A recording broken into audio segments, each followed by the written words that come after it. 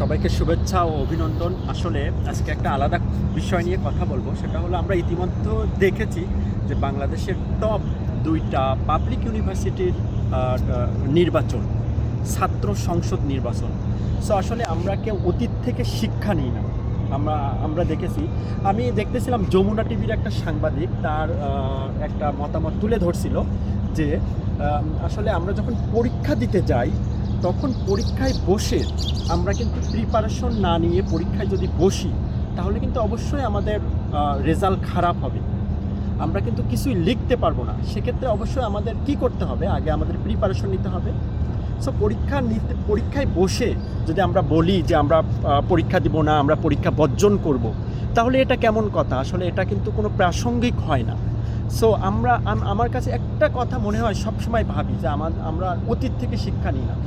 আমরা আসলে বর্তমান যদি আমাদের দেশ কিংবা আমাদের বাইরের রাষ্ট্রে ভাবি, নেপাল ভাবি, অন্য অন্য আদার্স কান্ট্রির কথা ভাবি, এখন কিন্তু আমরা এক প্রকার সবাই সাংবাদিক, সবাই খুবই সচেতন। আমরা প্রত্যেকের হাতে মোবাইল আছে, কোথায় কি হচ্ছে, কোথায় কি দুর্নীতি হচ্ছে